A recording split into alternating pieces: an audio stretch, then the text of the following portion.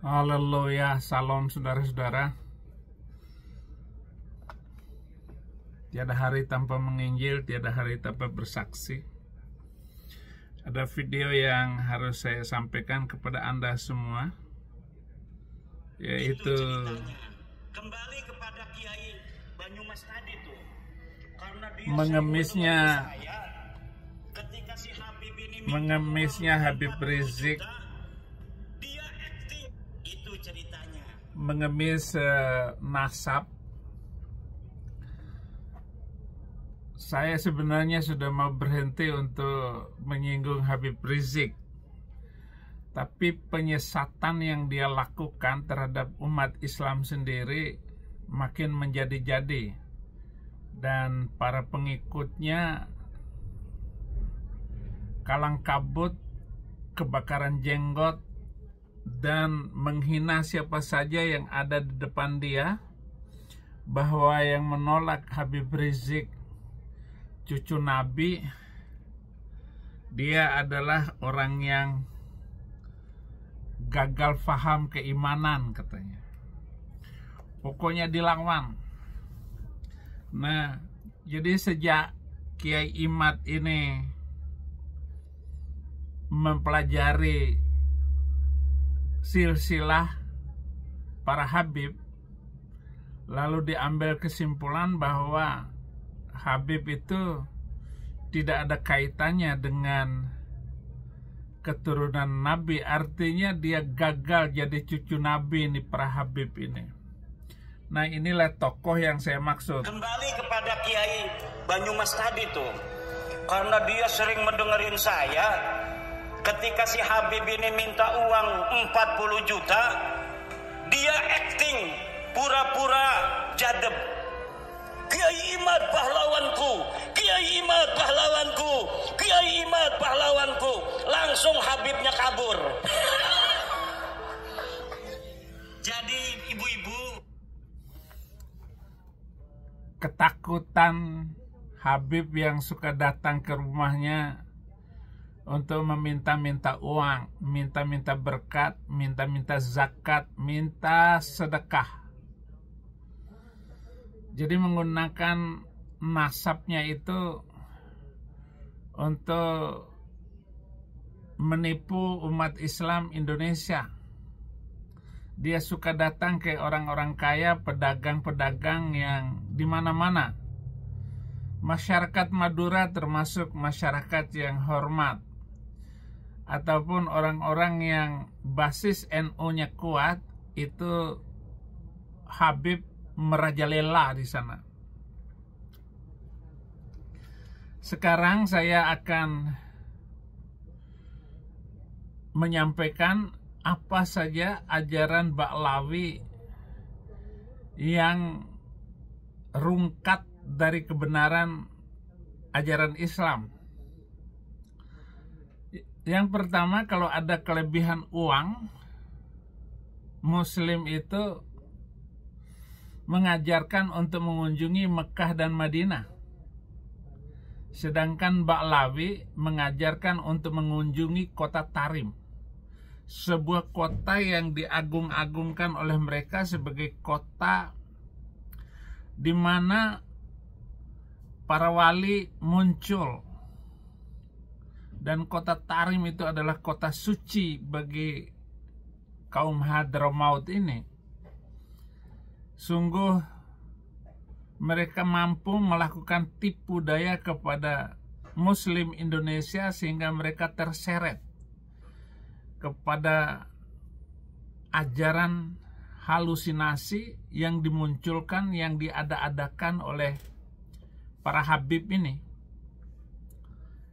Sebenarnya Muhammadiyah adalah organisasi yang kembali kepada akal waras berdasarkan Islam. Tapi Muhammadiyah juga tidak berani menegur dan tidak berani ngomong sebagai gerakan pembaharu Islam. Karena Islam ini sudah masuk dalam jurang kebodohan, sudah berada di dalam tingkat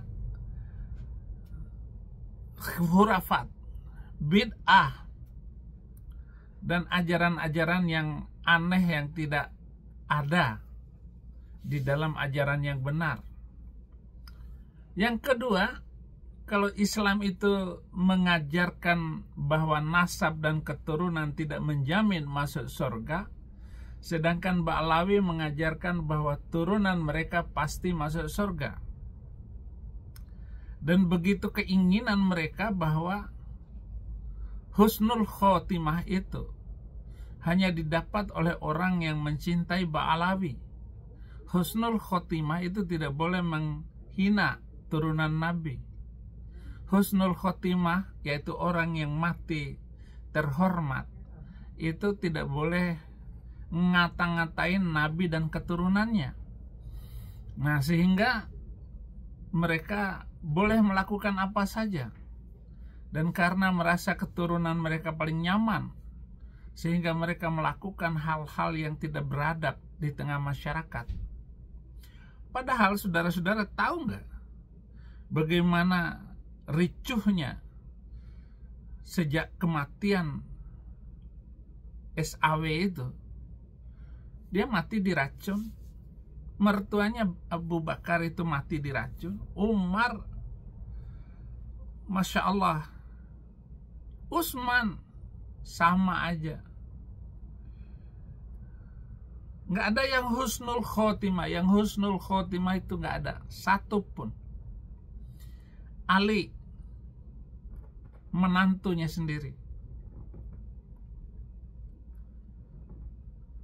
itu aduh ngeri kalau membaca sejarahnya. Fatimah putri beliau, putrinya yang satu-satunya yang melahirkan cucu yang dikatakan menurunkan habaib ini, tahu nggak matinya digencet pakai pintu oleh Umar bin Khattab ketika perebutan kekuasaan. Padahal Nabi menulis surat wasiat bahwa yang akan memimpin setelah dia itu adalah Ali. Tapi kan direbut sama Abu Bakar. Dan Ali belum dapat pula. Direbut pula oleh Umar. Dan setelah itu Utsman. Jadi perebutan kekuasaan itu sudah berlangsung sejak awal, dan perang saudara itu terjadi terus-menerus, saudara-saudara. Dan bagaimana Ali itu bermusuhan dengan Aisyah, istri Nabi itu sendiri, memimpin peperangan dalam perang yang paling menakutkan juga itu, perang Jamal. Tega hanya karena ribut masalah begitu. Jadi tidak ada husnul khotimahnya. Nah, ini tidak diceritakan oleh umat Islam bangsa Indonesia ataupun kiai-kiainya. Malu, saudara-saudara. Kenapa malu? Karena memang itu sejarah yang ditutup-tutupi. Mumpung saya sudah keluar dari agama itu, dan berani saya bongkar semuanya. Dan saya tidak merasa berdosa untuk membongkar hal yang kurang bagus ini. Jadi untuk masuk surga itu harus menghormati turunannya. Apa yang bisa dicontoh dari itu, saudara-saudara? Oke, sebenarnya di luar dari konteksnya pembicaraan saya. Yang ketiga, kalau Islam mengajarkan berdoa langsung kepada Allah, tapi Ba'lawi mengajarkan harus pakai perantara, yaitu kepada para wali, yaitu keturunan Habib juga, dan kelompok mereka juga. Jadi, walaupun orang Indonesia lebih pintar atau lebih soleh, mereka tidak akan menjadi wali. Jadi, tidak akan menjadi wali. Bahkan, walaupun sehebat Adi Hidayat atau Tomat begitu, lu kelas rendah, kelas bawah semuanya. Inilah yang mengerikan dari ajaran Habib ini. Kamu tetap jadi jongos dimanapun kamu berada. Wahai Islam pribumi, betapa kamu direndahkan oleh dia ini. oleh yang ngaku-ngaku, yang gagal jadi cucu Nabi.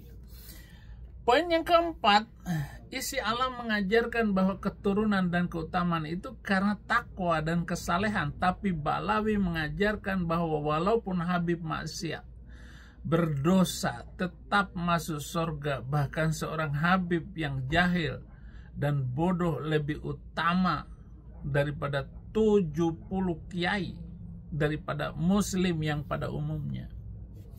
Ini sebuah ajaran yang menyesatkan, sesat dan menyesatkan. Apa yang kita harapkan dari ini? Sekarang sudah terlambat semuanya karena memberikan privilege untuk khusus kepada Ba'lawi. Dan saya dimusuhi oleh kalian itu karena saya memberikan pencerahan agar tidak beragama seperti yang sudah Anda lakukan. Kemudian yang paling menyesakkan badan ini, napas Anda ini semua. Setelah gagal jadi cucu Nabi, sekarang kalian mau ngomong apa? Bahwa memang kalian disesat-sesatin terus. Disesatkan sejak 1400 tahun yang lalu. Dan saya sadar setelah 20 tahun terakhir ini bahwa mereka sengaja menipu. Dan saya keluar dan meninggalkan keyakinan itu karena tidak pantas lagi untuk diikuti. Enggak manusiawi kita direndahkan. Mereka punya kelas tersendiri, kita ada di kelas bawah, saudara-saudara. Yang kelima, ini poin yang terakhir saya kira. Tidak saya perpanjang, bahwa Islam itu melarang meninggikan kuburan dan membuat kuburan, tapi mereka membuat kuburannya megah. Ternyata Ba'lawi membangun kuburan dengan megah dan memasangkan gambar-gambar tokoh mereka di situ. Lalu dibuatlah silsilah si ini, si B, si C. Dan kuburan itu dibuatkan rumah di dalamnya, dibikin kelambu dari emas, dan dibuat seharum sedemikian rupa sehingga orang masuk itu jadi serem. Lalu di luar sana mereka menyiapkan kotak sedekah, dan Anda tahu berapa sedekahnya, terutama hari-hari tertentu. Dan mereka mengajarkan bahwa barang siapa yang mengunjungi kuburan ini, maka dia akan selamat dari mara bahaya, tidak akan begini-begini, tidak akan celaka begono-begono, katanya. Jadi dibuat sedemikian rupa ceritanya, satu persatu dalam kubur itu. Padahal sekarang ini sudah ditemukan palsu semuanya itu. Kuburan palsu. Ponegoro aja diba'lawikan. Dan ada kuburan-kuburan palsu itu sudah dibongkar semuanya. Nggak ada tulang di dalamnya. Ini karya dari Ba'lawi itu, yaitu bin Yahya. Bin Yahya Pekalongan itu yang melakukan siasat tipu itu, saudara-saudara. Sehingga banyak sekali kuburan kosong sekarang di Indonesia. Bisa tega kayak begitu coba. Bagaimana kalau dia datang ke Amerika ini? Tapi nggak akan bisa. Amerika nggak bisa main orang datang ke kuburan, apalagi ziarah kubur, buang-buang uang itu. Nggak bisa, saudara-saudara. Jadi mereka membuat kubur itu seperti kamar pengantin. Baru sadar, baru saya mengerti. Lalu saya terkaget-kaget dengan apa yang dikatakan Yohanes 4 ayat 22. Kamu menyembah apa yang tidak kamu kenal, kami menyembah apa yang kami kenal. Sebab keselamatan datang dari bangsa Yahudi. Yahudi itulah yang mengajarkan damai, toleransi. Tetapi seluruh ramuan formula ayat-ayat hadis-hadis itu cukup mengagetkan semua, merampas otak waras kita dan mengambil hati kita sedalam-dalamnya untuk seolah-olah bahwa ajaran mereka itu benar. Dan ini harus ditegaskan lagi oleh saya agar bangsa Indonesia tidak tertipu terus-menerus oleh Ba'lawi ini. Berhenti saudara-saudara untuk menghormati turunan Arab itu. Biasa-biasa saja. Sudah terlanjur, nggak usah ikut pengajiannya. Jangan ikut pengajian mereka, karena Anda akan disesatkan sejauh-jauhnya. Terima kasih.